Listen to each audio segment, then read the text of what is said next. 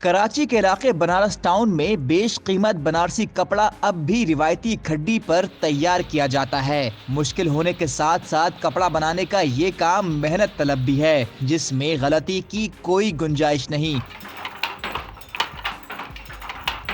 ये कपड़ा कैसे तैयार किया जाता है और इसकी तैयारी कितनी मुश्किल है, आइए देखते हैं। उर्दू पॉइंट की वीडियोस देखने के लिए हमारा चैनल सब्सक्राइब कीजिए और बेल के आइकन पर क्लिक कीजिए ताकि आप हमारी तमाम आने वाली वीडियोस से बाखबर रह सकें।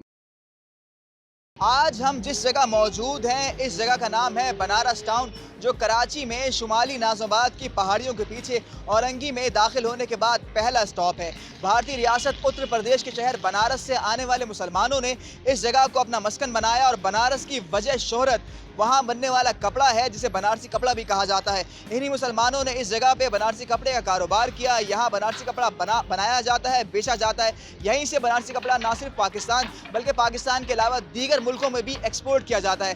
बनारसी कपड़ा कदीम तौर पर रिवायती तौर के ऊपर खाड़ी के ऊपर हाथ से तैयार किया जाता है, जबकि जदीद मशीनरी और पावर लूम्स के आने के बाद ये फ़न अब मादूम होता जा रहा है। ताहम बनारस टाउन जहाँ हम आज मौजूद हैं, यहाँ अब भी कुछ घराने ऐसे हैं जो इस फ़न को ज़िंदा रखे हुए हैं और अपने हाथ से, अपने खून पसीने से इस फ़न में काम कर रहे हैं और इस फ़न को जिला बख्श रहे हैं। और यहाँ कुछ घराने ऐसे हैं जो इस फ़न को ज़िंदा रखने के लिए अभी भी काम कर रहे हैं और आपकी हम मुलाकात इन्हीं कुछ घरानों से, इन्हीं ऐसे ही कुछ लोगों से करवाएंगे। मेरा नाम आसिम अंसारी है और यहाँ पे प्रोसेसिंग जो वीविंग की जो चलती है वो सबसे पहले स्केचिंग होती है हमारी, और स्केचिंग होने के साथ साथ इसके बाद जो है हम इसको स्कैन करके या किसी भी तरीके से कंप्यूटर में डालते हैं और फिर कंप्यूटर में जो अपनी जो प्रोग्रामिंग है तो उस प्रोग्राम पे सारा हम उसके ऊपर हैंडवर्क करते हैं। हैंडवर्क से बाद उस पर दोबारा उसको जो है ड्रॉ करते हैं। ड्रॉ करने के बाद उस पर वीव वगैरह लगाते हैं और इसके बाद जो अगला प्रोसेस होता है वो या तो इसकी जो पंचिंग होती है जैकार्ड के हिसाब से, और उसके बाद अगर हमारा जैकार्ड कंप्यूटराइज है तो उसकी सारी फाइलिंग वगैरह यहीं पे होती है। डायरेक्ट जो है वो जैकार्ड पे लगा दिया जाता है। अच्छा, कंप्यूटराइज नहीं है, जो खाड़ी जो ट्रेडिशनल तरीके से काम होता है, जो कपड़ा बुना जाता है, उसका भी यही प्रोसेस, उसमें भी यही होता है या डिफरेंट है उसमें? सेम प्रोसेस होता है, बेसिक यही है, और बस सॉफ्टवेयर उनके अलग अलग हैं कि उनके जैकार्ड उनके अलग हैं, या खड्डी पे है तो उस पर हाथ से पंचिंग होती है, उसके गत्ते वगैरह अलग होते हैं। और हमारे यहाँ जो होती है वो मशीनिंग पंचिंग होती है, पंचिंग मशीनें होती है, वो भी हमारे यहाँ अपने जो है वो खुद ही क्रिएट किया है सारी मशीनें वगैरह जो है। और जो है इसके साथ साथ जो है यहाँ पर जो है वो उसका भी काम होता है, जैसे खड्डी में हार्नेस वगैरह का सारा काम होता है। ये सारी चीज़ें प्रोसेसिंग में हो के चलती हैं।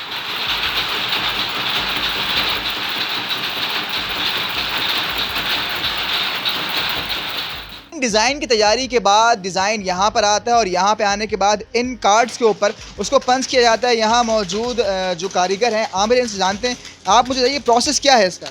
ये फाइल हमारे पास नक्शे बन देते हैं हमें डिज़ाइन, फिर हम इसको अपने कंप्यूटर में डालते हैं। उसके बाद हम इसको पंच करते हैं। पंच करने के बाद ये सिलाई पे जाता है, सिलाई से तैयार होकर तीलियाँ लगती है, फिर उसके बाद ये मशीनों पे जाता है। अच्छा, जो डिज़ाइन कंप्यूटर पे बना हुआ है, जो हाथ से बनाया गया है, वो डिज़ाइन आप इसे पंच करते हैं और यही डिज़ाइन जो है कपड़े पे आएगा? जी, जो कंप्यूटर से हम डिज़ाइन बनवा रहे हैं वो डिज़ाइन ये आके फिर हम अपने कंप्यूटर में लोड करने के बाद हम इसकी पंचिंग करते हैं। पंचिंग के बाद ये पूरा प्रोसेस मुकम्मल होने के बाद सिलाई होती है, सिलाई के बाद ये मशीनों पे जाता है, फिर उस पर ये बनारसी कपड़ा हमारा तैयार हो जाता है।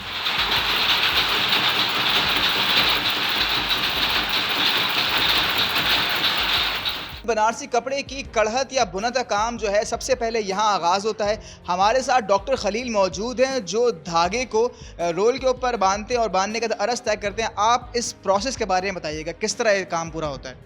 ये हम यहाँ से पहले बॉबिन लगाते हैं और उसके बाद फिर इस प्रोसेस से हम ड्रम पे लाते हैं धागे को, और इसमें उसका हम अरस फिक्स करते हैं कि हमें कितना बड़ा अरस चाहिए कपड़े का, ठीक है ना। फिर पहले हम ड्रम पे लाते हैं, उसका अरस कंप्लीट करते हैं, फिर उसको रूल पे ले जाते हैं। रूलिंग करने के बाद फिर वो जाएगा धागा मशीन पे। तो समझ लें सबसे पहला स्टेप यही है कि यहाँ से रूलिंग बनने के बाद धागा अब कपड़े के प्रोसेस पे जाएगा। सबसे पहला स्टेप यही है। मतलब जो कपड़ा बनारसी कपड़ा है, जो कपड़ा है, उसका बुनत से पहले का सबसे पहला स्टेप ये है, इसके बाद फिर सारे स्टेप आते हैं? जी, सबसे पहला स्टेप यही है। कपड़ा बनने का सबसे पहला स्टेप यही है।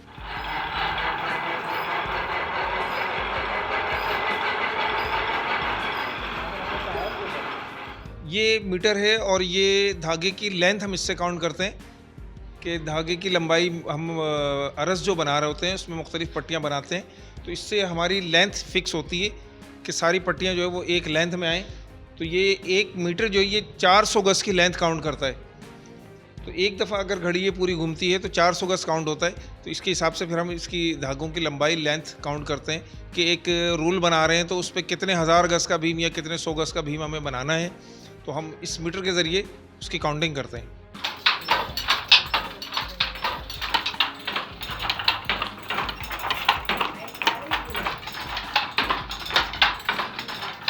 ये जकार्ड ये बहुत कम लोग चलाते हैं। इसकी वजह ये है ना कि बहुत भारी काम पड़ता है। हैंड वर्क में ना जकार्ड बहुत भारी काम है, लोग नहीं चलाने मांगते। वो बराबर में जो चल रहा है ना आपके, वो प्लेन कपड़ा है। अक्सरियत में प्लेन कारीगर ना मजदूरी करने से भागते हैं क्योंकि इसकी कॉस्ट जो है ना बहुत ज़्यादा आती है। हमें डिमांड होती है काम की, लेकिन जो है ना इसका हर कोई पैसा नहीं दे पाता है। इस वजह से हम बहुत कम लोग बनाते हैं।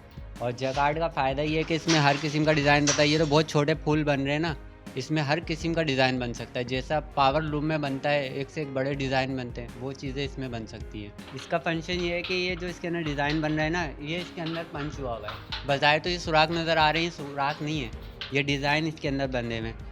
और मैं ये छोटा सा फूल बन रहा है, मैं इतना बड़ा एक बालिश का फूल बनाना चाहूँगा, इस कार्ड के ज़रिए होगा। ये जो ज़्यादा बना हुआ है ना, इसके अंदर बड़े डिज़ाइन है।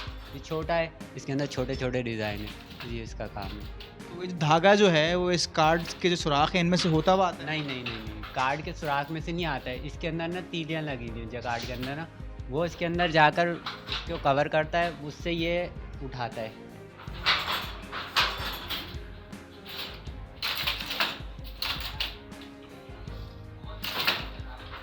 अच्छा, अब तला भाई आप मुझे बताएं, ये कौन सा मरहला है? ये सबसे आखिरी मरहला है बुनने के कपड़े के? ये सबसे आखिरी मरहला है। ये आप देख रहे हैं, ये इसका तानी लगी हुई है, यानी कि हमारी बनारसी ज़ुबान में बोलते हैं, वैसे इसको बोलते हैं तुरिया। तो ये धागा उधर ही आता है। ये जो आप देख रहे हैं चाचा जान जो उसके अंदर कढ़ाई कर रहे हैं। अब इसके अंदर बहुत सारे कपड़े जो है प्लेन भी नहीं आते, जैसे खाड़ी नेट हो गई, मैसूरी हो गई, टिश्यू हो गई, ये सब भी जो है खड्डी के ऊपर बुने जाते हैं। लेकिन जो ये वैरायटी चल रही है, ये देख रहे हैं हैंडमेड जो है बुनाई हो रही है बाबिन के ज़रिए। और जो पावर लूम होती है, पावर लूम के अंदर ऐसा नहीं है, वो ऑल ओवर जो है मशीन खुद ब खुद चल रही होती है। पावर लूम और खड्डी के अंदर ज़मीन आसमान का फ़र्क है। जो खड्डी के अंदर नफासत है, खड्डी समझ लीजिए एक आर्ट, एक कला है, उसके अंदर बहुत सारी मुख्तलिफ वैरायटी। और इसके समझ लें जो खड्डी जो है ना, इस मौजूदा हालात के अंदर या हमारी बनारसी कम्युनिटी के अंदर समझ लें 100 में से सिर्फ 10% रह गई है, क्योंकि इसके कारीगर नहीं है। आप देख रहे हैं इसके अंदर दिमाग भी हाजिर चाहिए, और यानी कि जो जिस्म के जितने ही पार्ट है सारे इसके साथ सर्कुलाइज कर रहे होते हैं। तो इस वजह से ये बहुत सी ज़्यादा मुख्तसर हो गई है। लेकिन मुख्तसर होने के बावजूद माशाल्लाह इसका जो कपड़े बुनावट है, कस्टमर बहुत लाइक करता है। और बहुत सारी जगह ब्रांड वगैरह के अंदर ये यानी कि केले कॉन्ट्रैक्ट हो जाते हैं, ये 6 महीने का माल हमें चाहिए, साल भर का माल हमें चाहिए, बावजूद पावर लूम के मुकाबले में खड्डी का माल ऑल ओवर जो है पूरे पाकिस्तान के अंदर लाइक किया जाता है। अच्छा, आप बता रहे हैं इस तरह के वो बाबिन के ज़रिए धागे के बाद एक बुनाई के बाद उसमें लगाते हैं। पावर लूम में ये काम जो है इस तरह नहीं हो सकता? नहीं, पावर लूम के अंदर ये जो मशीन के फर्मे फिक्स होते हैं, कार्ड सिस्टम होता है, उसके ज़रिए जो है खुद ही डिज़ाइन बन रहा होता है। और उसके अंदर जो है बहुत ज़्यादा जगह यानी कि 60 वगैरह आती है। इसके अंदर ऐसा नहीं है, ये हाथ का काम है। हाथ के काम के अंदर आपको वैसे ही पता है सफाई होती है। और जो अभी चाचा बिन रहे हैं, ये दुपट्टा बिन रहे हैं, ये हाथ से जो एक एक थेवा जो है काढ़ा जाता है, यानी कि बनारसी ज़ुबान के अंदर इसको बोलते हैं कड़वा बूटी, वैसे ये हैंडमेड कहा जाता है। जब ये बुन जाएगा तो फिर ये रेडी टू जो है सेल है, रेडी टू वेयर है, कोई जी इसको पहन ले और बेच दे, जो भी इसका काम है ये दुकान पे जाएगा। ये दुकान पे जाएगा, इसके अंदर कोई कुछ करना नहीं होता है। और पावर लूम के अंदर ऐसा है, बहुत सारे कपड़े ऐसे बनते हैं, उसको जो है वॉश करने पड़ते हैं, वॉश करने के बाद डाई होता है, फिर उसके बाद वो दुकान के जाने के काबिल होता है। ये समझ लें एकदम रेडी है कपड़ा, चाहे तो आप दुकान पर रहें, चाहे जिसको पहनना है वो जस्ट लाइक पहन लें।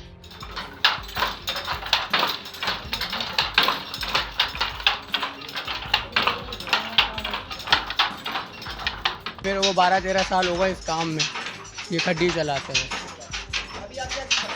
अभी दुपट्टा बना रहा हूँ नेट का, 140 रुपये इसकी मजदूरी है, दिन भर में 6-7 ऐसे हो जाता है ये। हम भी बनारसी हैं अल्हम्दुलिल्लाह, हमको 140 रुपये मजदूरी मिल रही है। अब लूम पे इसकी मजदूरी है 50 रुपये, उसमें इलेक्ट्रॉनिक चल रही है, जल्दी हो जा रहा है। तो अब ये काम लूम पे जो है ना लोग ज़्यादा करवा रहे हैं।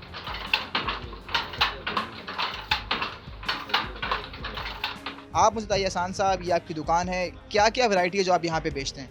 यहाँ पे हमारे यहाँ बनारसी साड़ियाँ हैं, बनारसी सूट हैं, थान के कपड़े हैं, मुख्तलिफ वैरायटी हैं, उसमें भी शेफून है, कतान है, मुख्तलिफ वैरायटी अच्छा, बनती ये है। जो हमने सुना है कि बनारसी कपड़ा जो है वो इसी बनारस के टाउन के इलाके में इसी मोहल्ले में बनता है। जी हाँ, इसी हमारे इलाके में बनारस टाउन में बनता है सारा। ये सारे कपड़े यहीं पे बनते हैं। जो ये मैंने आपको दिखाया ये सारे के सारे हैंडमेड है, ओरिजिनल, जो नस्ल दर नस्ल चलते हुए आ रहे हैं। और यहाँ पे जो टोटल दुकानें होंगी तकरीबन 1250 से लेके 1500 दुकानें। और जो ये मैन्युफैक्चर डिपार्टमेंट है, यहाँ से बन के पूरी दुनिया में माल जाता है। अलग अलग कैटेगरीज़ का, यानी कि पंजाब का माल अलग कैटेगरीज़ का होता है, अफ़गानिस्तान का माल अलग कैटेगरीज़ का होता है, सारे यहीं पे मैन्युफैक्चर होते हैं। 20% हाथ से बनता है, क्योंकि अभी ज़माने के हिसाब से थोड़ी जिद्दत आ चुकी है, तो ये पावर लूम के अंदर भी कन्वर्ट हो चुके हैं। पावर लूम के अंदर ऐसे बहुत अच्छी अच्छी डिज़ाइनिंग बन जाती है, जैसे जितने भी डिज़ाइनर हैं, मारिया बी हो गए, सना सफ़ीनाज हो गए, इनका भी कुछ आर्टिकल हमारे पास बनता है। तो उसके अंदर ऐसा बहुत ज़्यादा फैंसी बन जाता है। इसके अंदर ये है कि मिसाल के तौर पे 2 से 3 दिन में एक सूट यानी कि मैन्युफैक्चर होता है, जो शॉर्ट लेंथ का होता है, हाथ से बनने वाला। और जो पावर लूम के ऊपर होता है, फिर डिपेंड करा जाता है उसके ऊपर क्या चीज़ बन रही है। बहुत सारे ऐसे सूट है जो बहुत फैंसी होते हैं, 2 दिन में बनते हैं, वरना नॉर्मली 1 से 1.5 दिन में एक सूट तैयार हो जाता है। हमारे दादा माइग्रेट करके यहाँ पे आए थे। जब माइग्रेट करके यहाँ पे आए तो सबसे पहले हमने काम स्टार्ट करा था बनारस सिल्क हाउस वालों से, जो सदर में आज भी उनकी दुकान है। फिर इसके अलावा बहुत सारे जनरेट हुई, जैसे हिलाल सिल्क पैलेस वाले, बहुत सारे आ गए हैं। लेकिन जो स्टार्टिंग की गई थी, अगर आप हिस्ट्री उठा के देखेंगे, सबसे पहले वो था Banaras silk house. Suit sari आपको यहाँ पे होलसेल कीमत में मिल जाएंगी। मिसाल के तौर पे अगर तारिक रोड पे एक चीज़ है 12,000 15,000 रुपये की, तो आपको वही चीज़ यहाँ पे जो आपको मिलेगी 2 से 3,000 रुपये का डिस्काउंट होगा। 13,000 रुपये की तो यहाँ पे 9,000 10,000 रुपये की। असल में मसला ये यहाँ पे जो है लेबर सस्ती है, फिर इसके बाद किराया अखराजात वगैरह कम है। और यही आप तारिक रोड पे जाएंगे, वहाँ पे अखराजात वगैरह ज़्यादा है, लेबर ज़्यादा है, मसला ये है।